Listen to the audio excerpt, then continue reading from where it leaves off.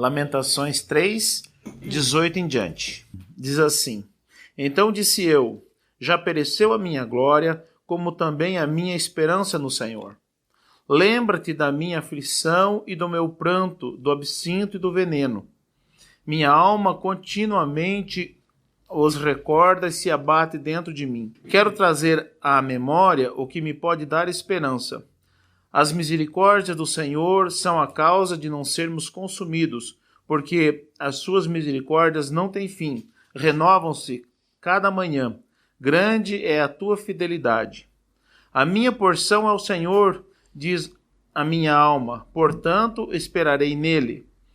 Bom é o Senhor para os que esperam por ele, para a alma que o busca. Bom é aguardar a salvação do Senhor, e isso em silêncio. Bom é para o homem suportar o jugo da sua mocidade. Assenta-se solitário e fique em silêncio, porquanto esse jugo Deus pôs sobre ele. Põe a tua boca no pó, talvez ainda haja esperança. Dê a face ao que fere, farte-se de afronta. O Senhor não rejeitará para sempre. Eu estava meditando nesse texto aqui, e aqui o profeta Jeremias, ele está relembrando o seu sofrimento. E ele vai aqui até o versículo 19, né, e 20, ele está relembrando o seu sofrimento. E não é para menos. O Jeremias, a gente sabe o quanto que sofreu, foi para o calabouço, era um profeta no meio de tantos falsos profetas. Então ele sofreu terrivelmente para poder levar a mensagem de Deus ao povo.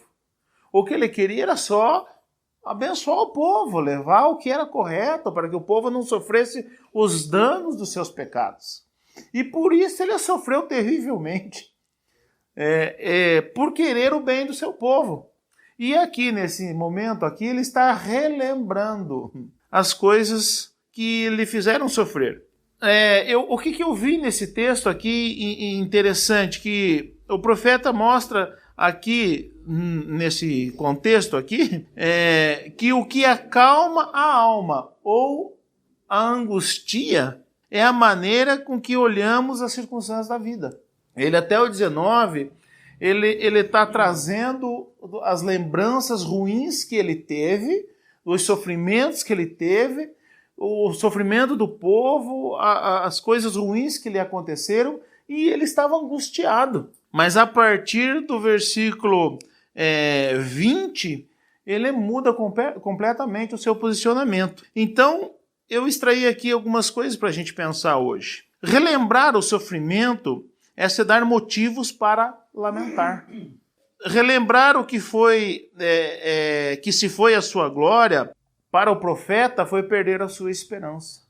E ele se lamentava por isso. Então muitas vezes a gente traz à nossa memória as coisas ruins que nós vivemos. E isso é sofrer de novo aquilo que a gente já sofreu lá atrás. Então isso não é tão sábio assim. Quando o profeta nos ensina que quando ele trouxe isso para a sua vida, ele reviveu o sofrimento. E na nossa cotidiano também, muitas vezes, nós, ao invés de pensar naquilo que nós vivemos que foi bom, nós trazemos aquilo que foi mal. Ao invés da gente se alegrar com a possibilidade do bem, a gente sofre com a possibilidade do mal.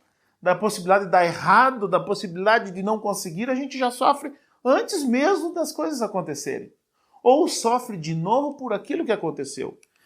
E o profeta nos ensina que isso não é sabedoria. Não é bom, não foi bom para ele.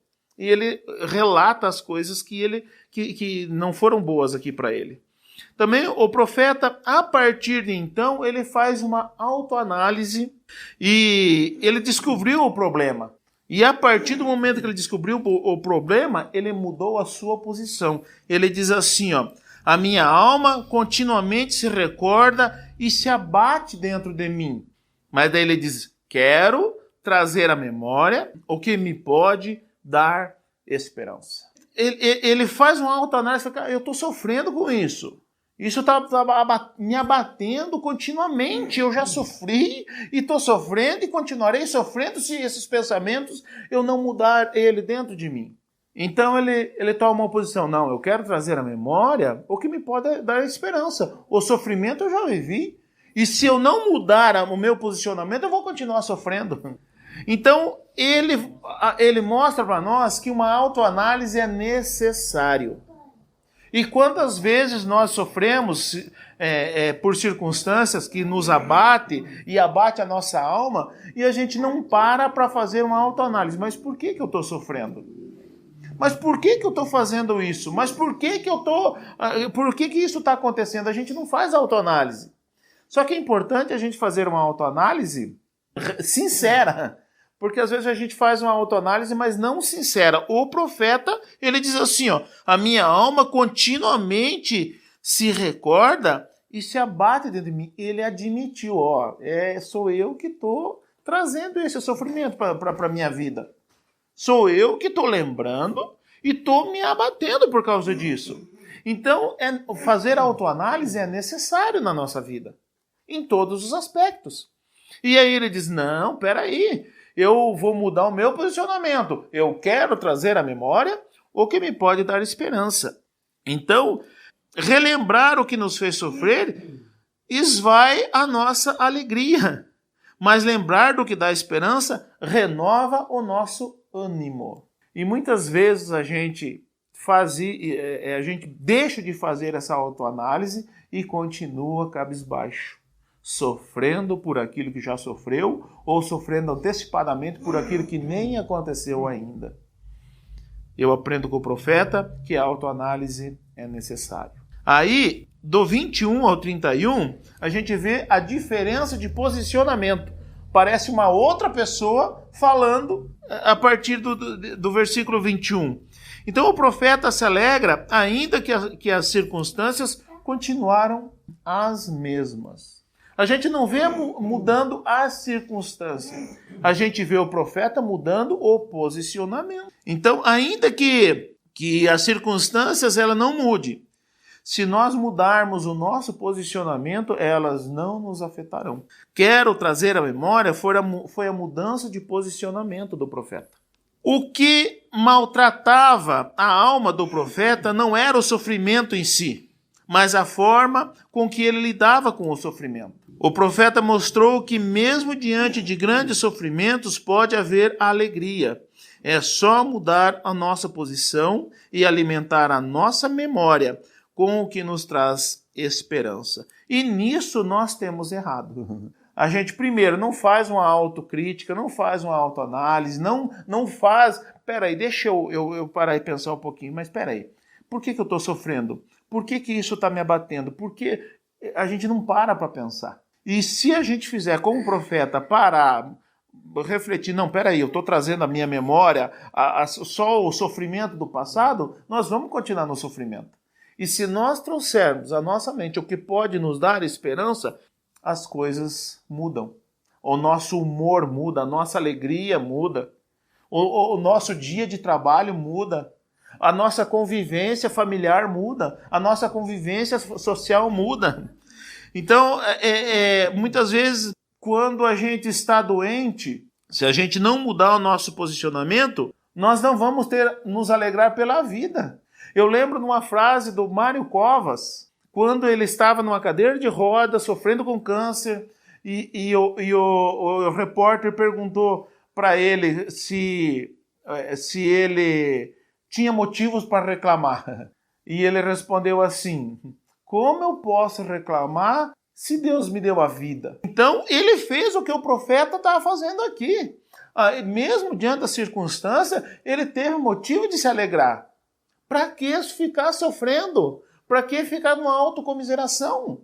Não, nós temos um motivo para se alegrar, ainda que estejamos enfermos, mas nós estamos vivos, nós temos a vida para se alegrar. Não, hoje eu posso estar de cama, mas amanhã, depois, semana que vem, mês que vem, o ano que vem, eu estou de novo, eu estou de pé de novo. Então vamos nos alegrar por coisas que tem motivo para se alegrar, não trazer à nossa memória aquilo que nos traz o sofrimento. Então, ainda que diante de uma enfermidade, nós podemos nos alegrar com a vida. Se houver escassez, se alegre pelo pouco que ainda te resta. Porque a gente, nossa, por exemplo, a viúva lá era o último bocado de comida.